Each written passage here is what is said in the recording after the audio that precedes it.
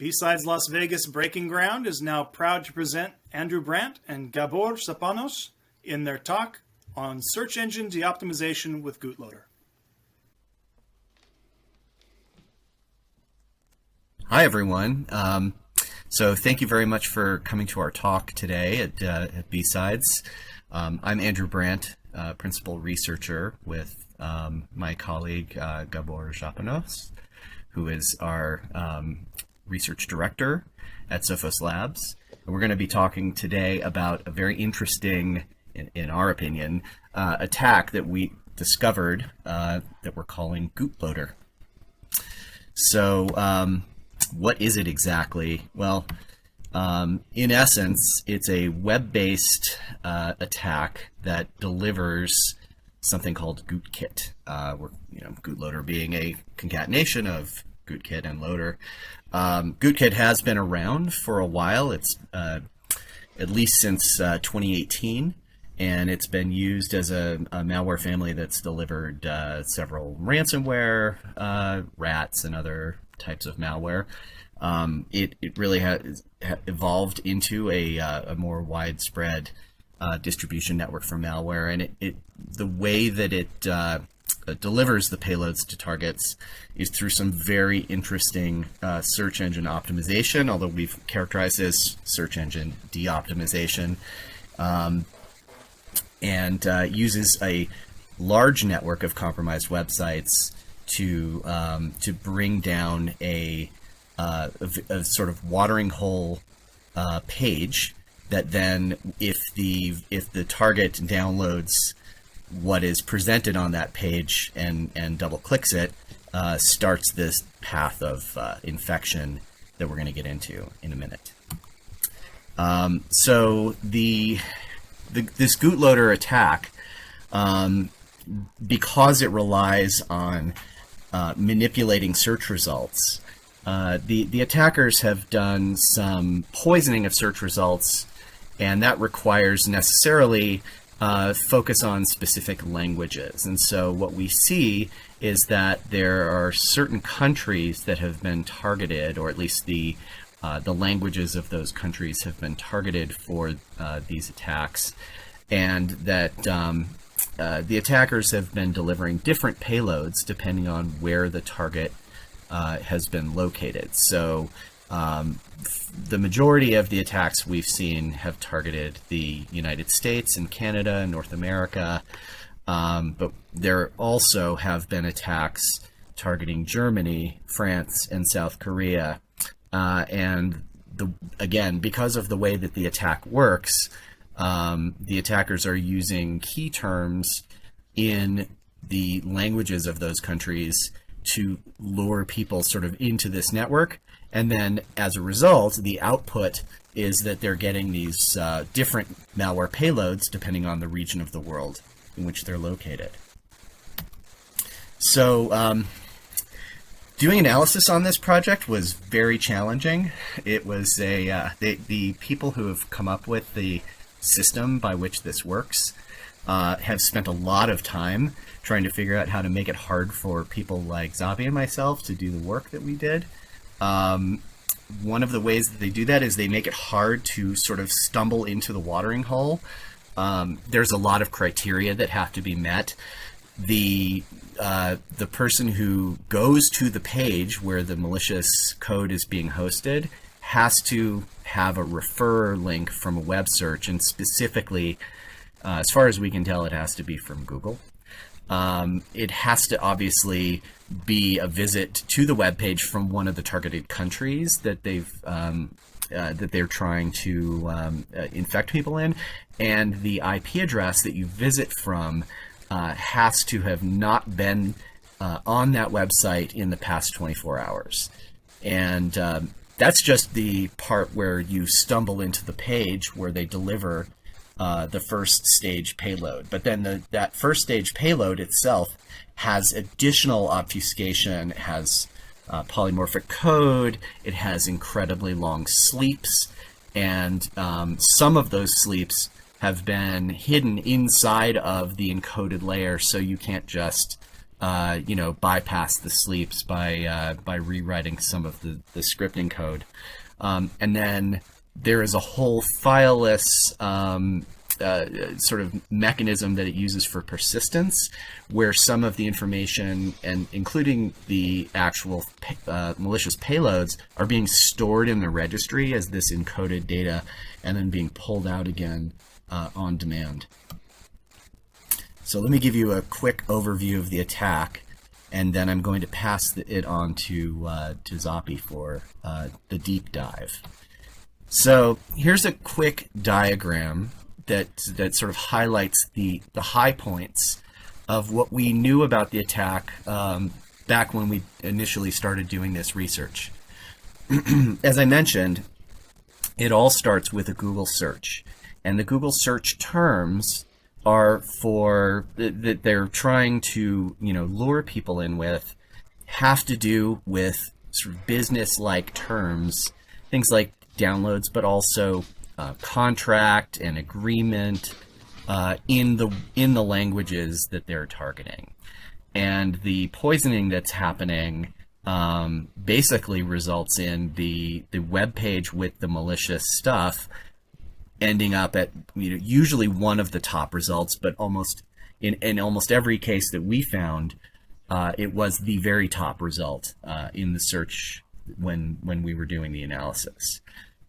Once you click that link in that first search result, you land on a web page that belongs to a legitimate organization, or sometimes it's a private web page, but the web page has been modified to basically generate in real time a dynamic fake message board or forum page that you land on, and that when you get there, it appears that there is you've sort of stumbled into a conversation in which someone else has asked for exactly the thing that you were doing the search for, and a different person on this fake forum page has responded to that question with, "Hey, I've got exactly what you're looking for, here it is." And it's that payload that you download from that conversation that we call the first stage JavaScript. So that then you pull that down, you end up with a JS file on your workstation, your Windows machine, and by double clicking that, you start WScript on Windows, which then runs through and does the process of decrypting all of the internal stuff, that then pulls down a second set of scripts and begins the rest of the process that you see here. And that includes writing data into the registry, using PowerShell to load some of that stuff out of the registry, bringing down and running injected code that through process hollowing runs within a legitimate process, and then that final payload that's running in the context of some other legitimate process in Windows has the ability to do things like bring down the final payload. Now, what we discovered in doing the analysis of this is that this entire process is handled through a machine that we're calling the mothership, but it's essentially the command and control server for the malware. It also is delivering the fake forum content to that page and delivering the JavaScript. So this visualization is from a tool that we call the root cause analysis tool. It's an internal tool here at Sophos. And it shows a representation of the telemetry that we've collected from one of these attacks.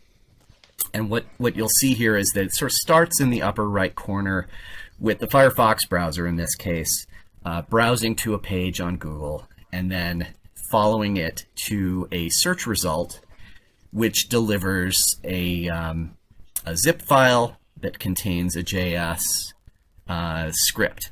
So as you sort of move from the upper right to the lower right, you see that the user ran winrar to unzip the file. They double-clicked it. which then invokes WScript, and the Windows scripting host then sort of handles the rest of the infection process, at which point the machine is basically toast within a few seconds. WScript invokes PowerShell. PowerShell is running through a bunch of commands, doing the decrypting, doing the process hollowing and injecting, and eventually you end up in the bottom left corner there with Gootkit at step 6. So I'm going to pass it over to Zappi, who's going to take over the rest of the talk. Yes, and I'm trying to explain the technicalities of the whole infection chain. And as Andrew said, it starts with a Google search, but that's not where the whole story begins. Because before that, the operators of this Gootloader infrastructure must already have compromised several web servers that host their code. So before the beginning of the infection, there is a prerequisite, a preparation phase where several dozens or hundreds or maybe even thousands of websites are compromised. And we don't have information how exactly they are compromising these WordPress sites. It could be some remote vulnerability, or they're just using weak username password combinations. But what we know is the result of this compromise. And the result is that a set of scripts are injected into the WordPress installation, and these scripts are defined as event handlers to different WordPress events. For example, the first three on the list on the top are responding to the events when the content or the header or the footer of the web page is being prepared and is ready to publish on the HTML page. And the last one is executed. The last hook is executed when the WordPress instance is started up. This is the boot up at initialization phase of the malicious code. And one of the typical code fragments that we see on these compromised sites is a piece of code that does IP address filtering and blacklisting. And what it does, it makes sure that it doesn't serve the same IP address again if it has already been served on the same day. So you cannot go to the website and infect yourself over and over again. It doesn't really happen to victims of this infection, more like researchers who want to understand the entire process. Anyway, not only the IP address itself, but a large neighborhood of that IP address is also blacklisted, which shows that the operators of Gootloader are not particularly interested in infecting thousands of users. In fact, they are quite happy if they manage to infect only a single user within an organization.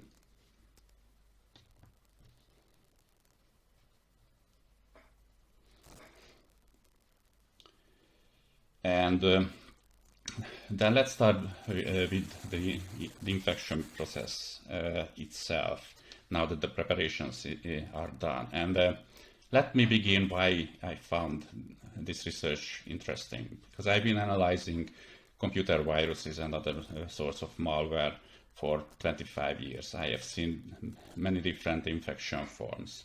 We have seen a lot of presentations about malware delivered in email messages, or malware being distributed via vulnerabilities or weak passwords in web-facing applications or services, or water holing attacks. But malware being delivered through search engine optimization is somewhat of a different thing that I have not experienced before. And it was very interesting for me, one of my most interesting researches. that happened, and I tried to understand an end-to-end infection process. And I'm trying to explain in the remaining of the presentation how this infection process goes. Because it's a very different infection strategy from the threat actor's point of view. The Gootloader operators they are like spiders. They cast a web of poisoned search expressions, and then they don't do anything. They are waiting for their victims to hit those expressions in a search engine and get themselves infected. So unlike other distribution strategies, they don't have a predefined target list that they are going to after. They are different mechanisms to make sure that they are reaching their desired targets. If you can skip back to the previous slide, one of these target selection mechanism is the search expressions that they are poisoning. And we were able to gain reasonable statistics from the German search terms that they were poisoning. And it turns out that the main terms were related to free software downloads or samples or forms of contracts and other legal documents. These are what they were after. Most notably, they were not targeting search terms like Viagra or porn or software cracks. So they were not going after the average computer user, more like business environments and business computer users. This is one of the selection methods they were using. And then when one of the victims goes to a web browser and starts punching in his search terms, like in this case we are simulating a German victim who is looking for free download of MIDI songs. So it enters the Google search engine, which we found is the Gootloader infrastructure is most efficient in targeting the Google search engine. And we actually found that they are pretty successful in that. On the around the top of the list, of the hit list, we always found the compromised websites that are delivering the malicious content. But how are they able to achieve that? How can they be successful, and how can they fool the Google search engine? So let's look at the original web page that was on the top of the list of the search results. It's actually an informational site from Michigan cannabis entrepreneurs, little to do with German MIDI songs. But if we look into the code of the website itself that is exposed in the source code, what we find is that it contains a large blob of data. And that data contains the most common search terms that this Gootloader malware distribution infrastructure is targeting, also along with the subsites within that host that are allegedly serving those. And all this is organized into an element within the web page. This element is called A64EC48. And there is a script tag at the end of this element that makes sure that it is an invisible, non-displayed element. So when an average user would visit this site, it would experience nothing about this content and these search terms and this advertised subpages. But when a search engine scroller visits the site, it will find all this, and it will gather all these keywords, and it will rank highly in the search results. Anyway, let's go back to the German user who's trying to infect himself with Gootloader. If the site is visited from any other country than the target, from Mexico or Sweden or Hungary, my home country, the content that would be displayed after the click from the Google search is an innocently looking German text about the German electronic music scene. deadmau5 and other authors are listed there. Fair enough.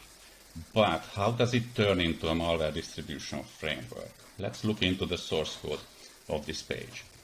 And it turns out that depending on if the conditions are met for the target selection, the content of the page will be changed on the fly.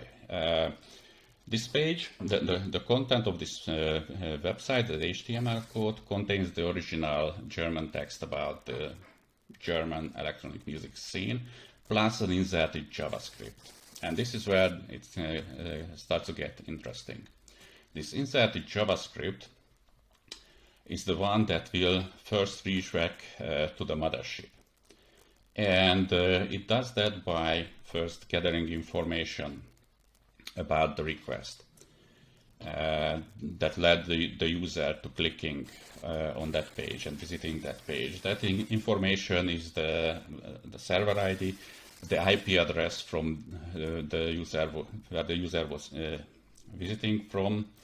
It is used for filtering out non-intended and non-wanted countries visiting that site and restricting it only to Germany in this case, user agent, and most importantly, the referer string of the web browsing. And in this case, the referer string will contain the original search terms that were punched into the web search engine. And from all that, a large request is built, and it is sent to mygame.biz server, which is the mothership. That's the domain name of the mothership that serves the malicious content throughout this distribution campaign. And at the end, whatever is returned from the mothership is going to be rendered into the finally displayed page, a header to header, and a body text to the body text. But what will be this returned content? First of all, what it will do is, at first, it will purge all original content that was to be displayed. So the entire thing about deadmau5 and the German electronic music scene is deleted. After that, a fake forum discussion text is inserted in the next step. It is going to talk about free MIDI song downloads, just as the user requested from the search engine, and finally a download link will be presented. So, at the end, when the web page is swept, what the user will not see is the original content. Actually, it will probably see for a couple of milliseconds the header of the page or the blank content, but immediately it will be replaced by the fake forum conversation. And this fake forum conversation, it will always have the same general structure. It will be about some user looking for miraculously the same search terms that the visiting victim has been searching for, and then a very helpful administrator is providing with the download link, and the thankful user is very grateful and thanking for all the help, and very happy at the end. It is a very smart social engineering trick. The user punched in free MIDI song downloads in the web browser, and it will end up in a forum discussion that discusses exactly that and provides a solution for exactly that.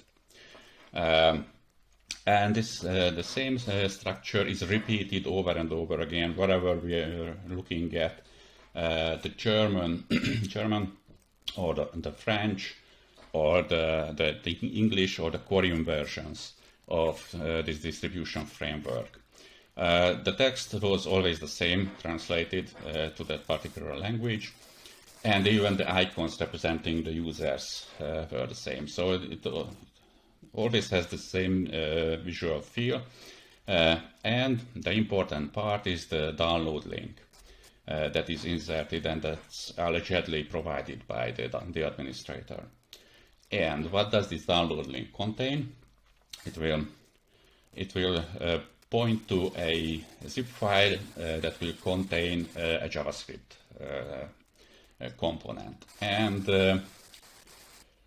if we look at the name of the JavaScript file, it will be exactly the same name composed from the original search terms. It's because when the page is rendered, the request to the mothership will contain the referrer string, which contains the original search terms, and the mothership returns a file with the name exactly matching these terms. So from the victim's point of view, he was searching for free MIDI songs in the web search engine. It will end up at a forum discussion discussing the same exact terms, free MIDI songs, and it will be served with a file that will have the exact same name, free MIDI songs. So it all looks so convenient and so not suspicious. So why wouldn't they click it? Anyone would click it, right? What happens then? Then the mayhem will be released on him, and the infection process will start by executing the first stage JavaScript, which was downloaded and clicked by the unsuspecting victim. And this first stage JavaScript is a highly obfuscated server-side polymorphic code where the initial instructions are broken up into elementary pieces. The first two lines the first is a function that just does nothing but adds two numbers. The second splits a string, so the elementary operations are split into functions and they are placed in random order, and all this builds up an encryptor which decrypts the content that's in the middle of this display. Actually, the decrypted content would contain another layer of the same encryption. So when it's all over, the end result will be the downloader code for the second stage installer. And this downloader code has a simple structure. It uses a set of three possible download server names, and it sends a request to that download server. And the request will contain the unique parameter highlighted by yellow in this code listing. That will be a randomly generated unique parameter for each visit and each user. And a randomly looking string consisting of numbers is appended as a value of this parameter, but the last 6 digits of this value will not be that random, because that's always 278-146, and this represents that the user who executed this JavaScript is actually using a computer that is connected to a Windows domain. So it's likely to be part of a corporate environment and not a researcher running in a sandbox or an analysis environment. It is also an anti-analysis tool and a sort of selection of the potential victims.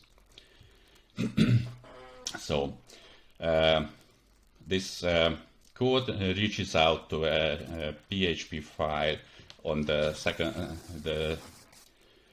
stage hosting server, and this simple PHP file it does nothing more but collects all the request parameters and hands it over to the mothership. That request is visible at the bottom of the code. In this case, the mothership is not represented by the mygame.biz domain name, but the corresponding IP address. Anyway, the request is sent to this filesst.php file, and this PHP file, in return, if the conditions are met for the infection of the user, it returns the installer JavaScript. And that installer JavaScript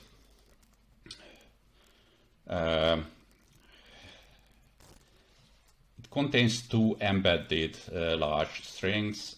These are the Windows components that are used in the later stages of infection. One is the injector of the final payload, the other is the registry loader that will load the injector from the registry. There is a short JavaScript code that will save both of these blobs into the registry, and then creates an auto-run key in the registry. It will be executed when the computer is rebooted every time, and this the value of this key will be the PowerShell code that is visible at the listing on the bottom, which will extract the registry loader and proceed on with the infection process. So, at the end of the successful execution of the installer script, we are going to have a set of registry keys that are storing the payload injector.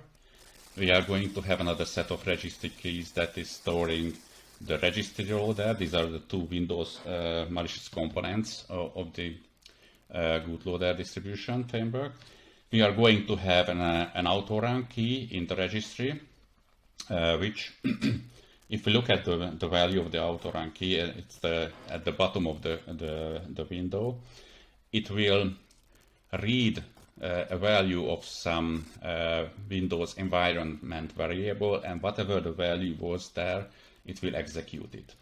And the value of that environment variable is going to be a final piece of PowerShell code that will go through the registry, extracts the keys that are corresponding to the registry loader, loads that program into the memory and runs it. So, at the end of the successful injection, we are going to have two blobs in the registry. We are going to have a registry key, and we are going to have an environment variable. And that's all the fileless components that are on the infected system. No malicious content will be created in the file system. So most of the components will be invisible from classic traditional antivirus protection programs. So let's look at what the registry loader does after the previous PowerShell loader invoked it. It will go through the registry and reads the content of the payload injector, which is stored in consequently named registry subkey 0, 0, 1, 2, 3, up to however long that loader is. Now, at first, it doesn't look like much of an executable. It's just some random junk string. But what the registry loader does is, after it collected it, it will do a brief transformation. Decryption would be too ambitious for that. So let's look at what happens to the first four characters of the stored registry loader, this WDUA string. The Y will be replaced by 4 at the beginning. The D, it will remain the same, it is not transferred. The U, it will be replaced by 5, and the A again will be not transferred. So it starts to resemble a hexadecimal representation of an executable, because these two bytes correspond to the MZ marker at the beginning of the Windows executable. So from that you can get a picture of how this file will be extracted from the memory, from the registry, and will be loaded into the memory as a Windows executable.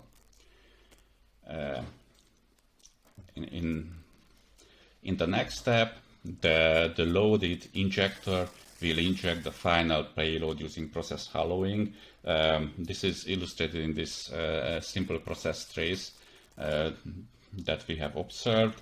It goes from the bottom right to the upper left corner. It starts with the PowerShell code that was read from the environment variable, then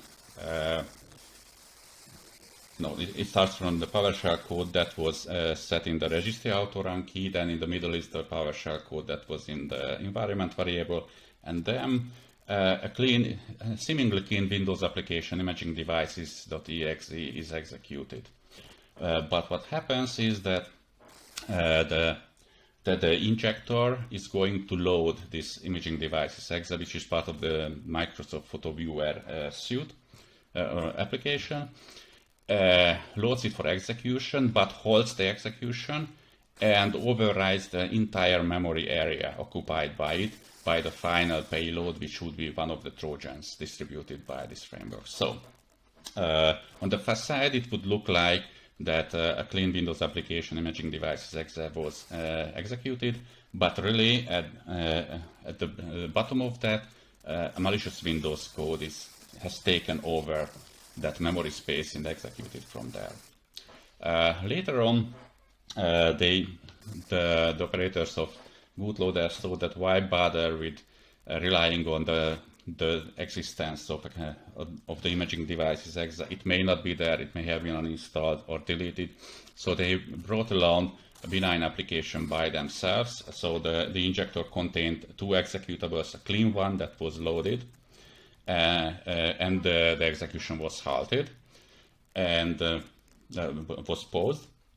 And then the content was overwritten by the Kronos banking Trojan payload. So if you are looking at from a process explorer, you would see that a clean, trusted, even digitally signed application from Embarcadero Technologies has been executed. But really, in reality, the Kronos banking Trojan is running in disguise of this clean application.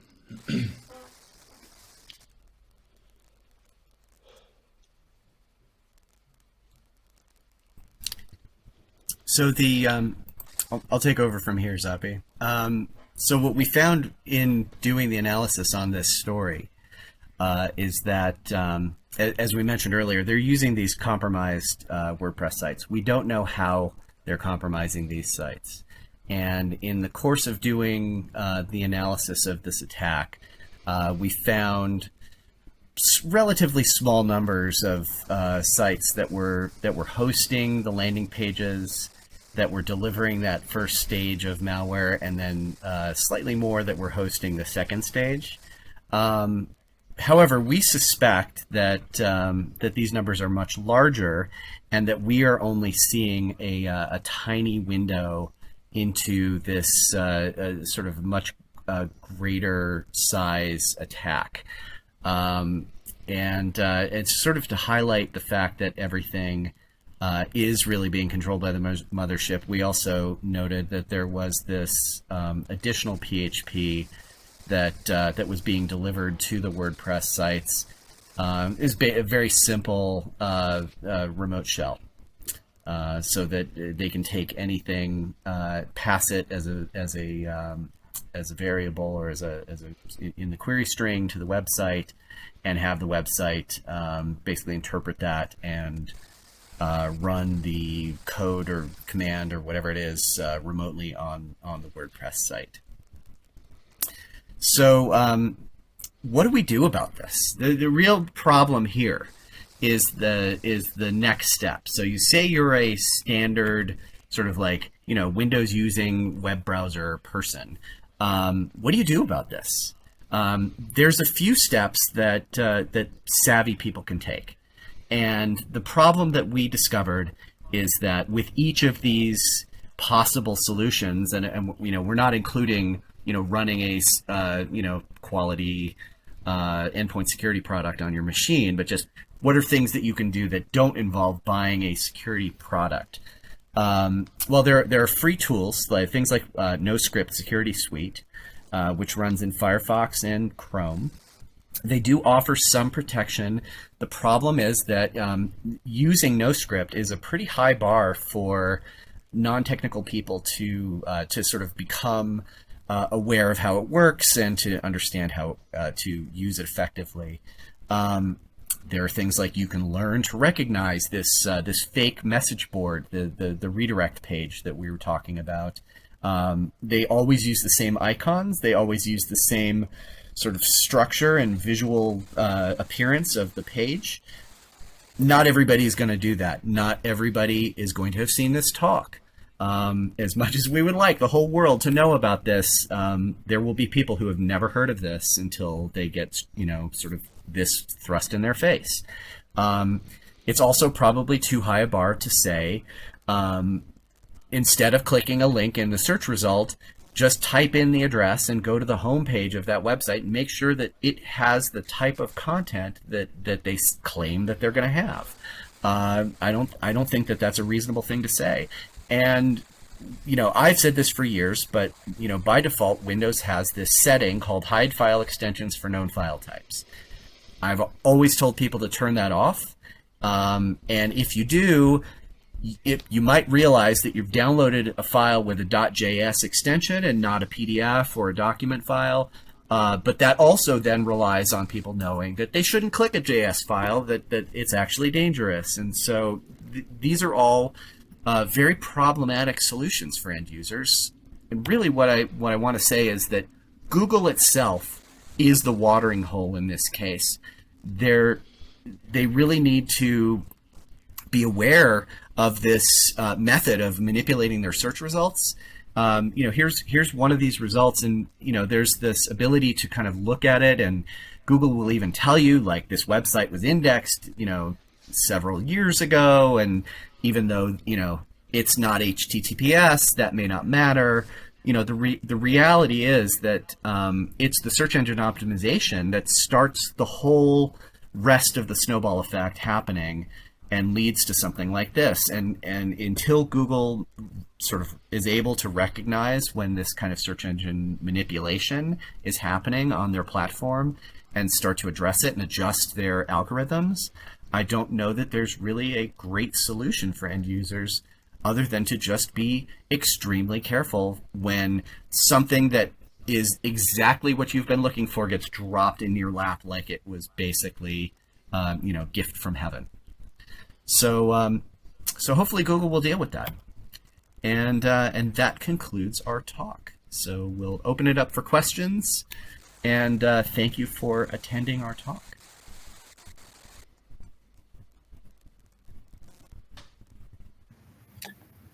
All right. Thank you for joining us today. This is the Q&A for the search engine deoptimization with Gootloader. We're really happy. Slugger man. Whoop. Pardon? I think that we had a little crosstalk there, maybe from the director. At any rate, I understand your co-author, Gabor, couldn't make it today due to the time zone. But we're really glad to have the chance to talk about this presentation with you. I love your background, by the way. That is really awesome. Thank you.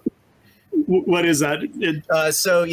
This is it's a historic photograph of the computer lab at UCLA from the 1970s. I'm in addition to doing malware analysis, I volunteer at a retro computing museum here in Colorado, and so I use some of these machines for real, and I like to play with them, at the museum as well. So we had a really great museum here in Seattle that went out because of COVID. It's out of business, so I'm very sad. But hopefully, maybe someday it comes back. We'll see. I'm aware of that. Yeah, we've been trying to obtain some of their stuff, actually. Excellent.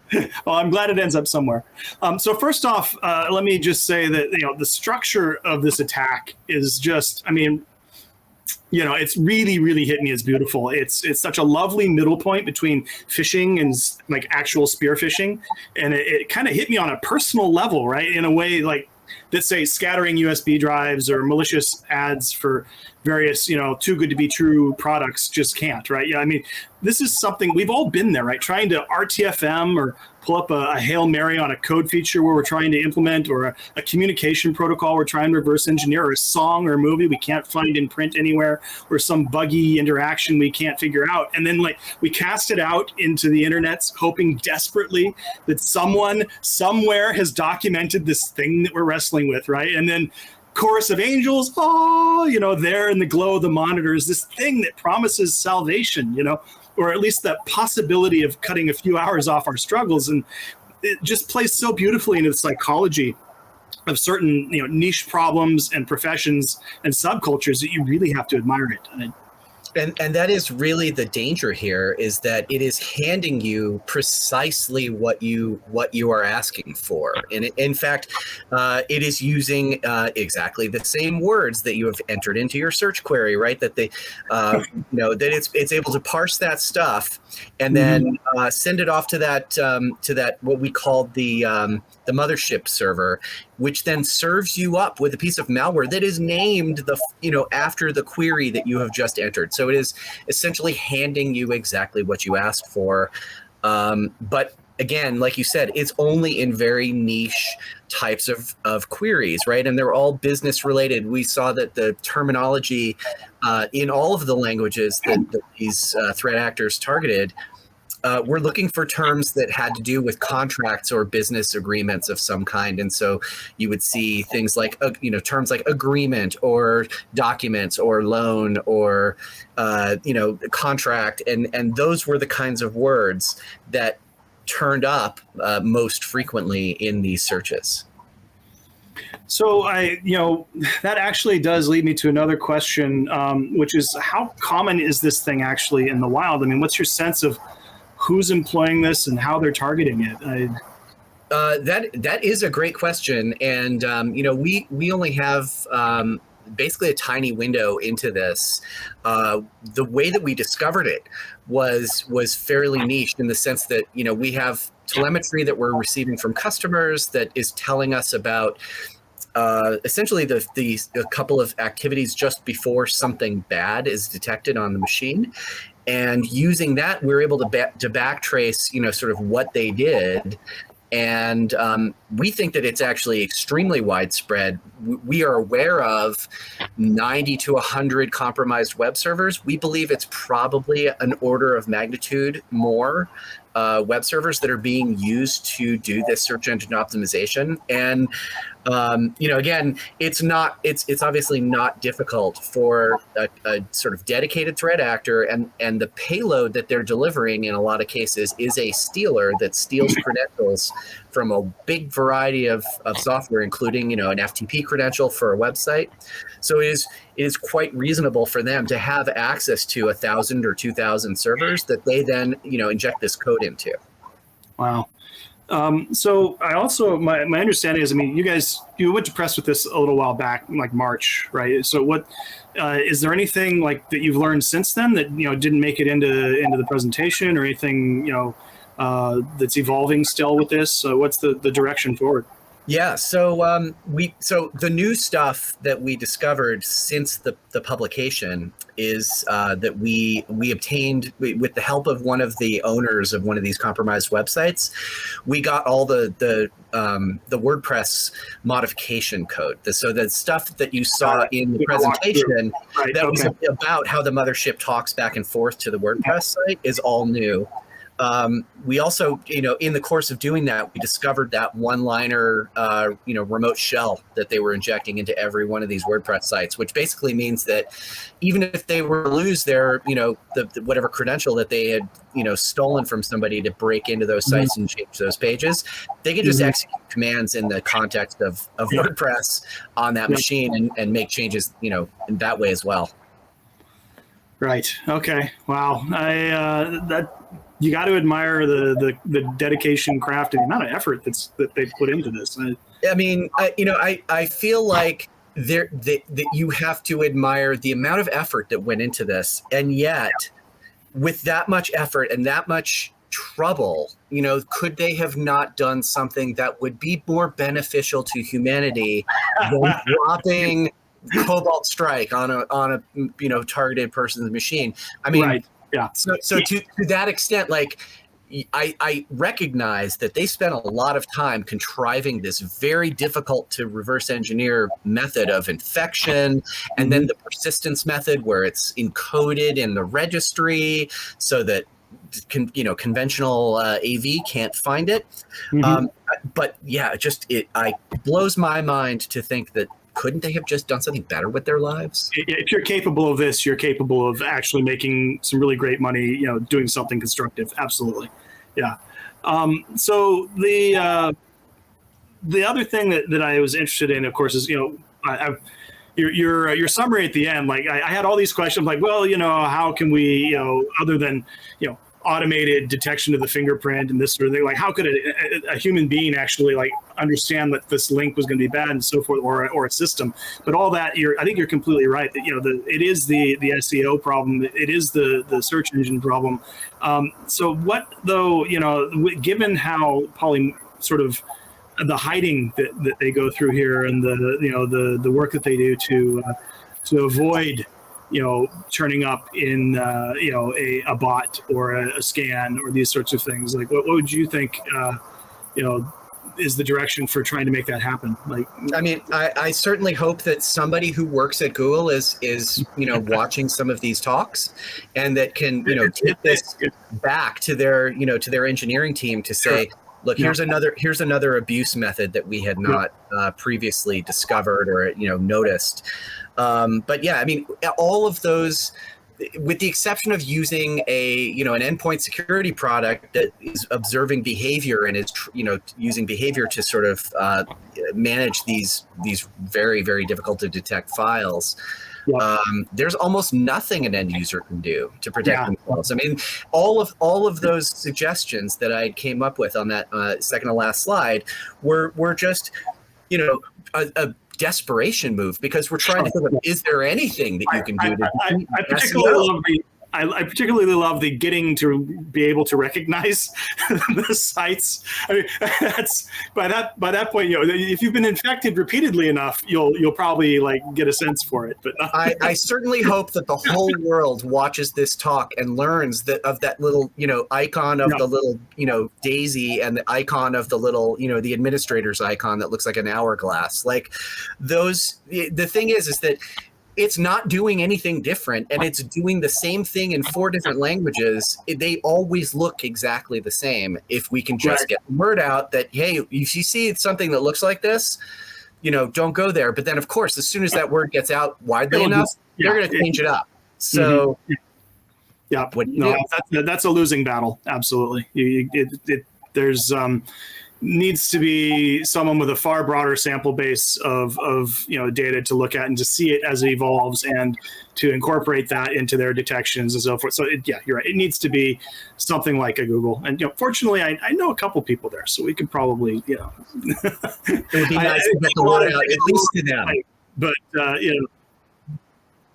okay. All right. Cool. All right. Sorry, I didn't hear the warning. All right. Well, thank you so much for your time. Thank you. Talk to you soon. Be safe, everyone.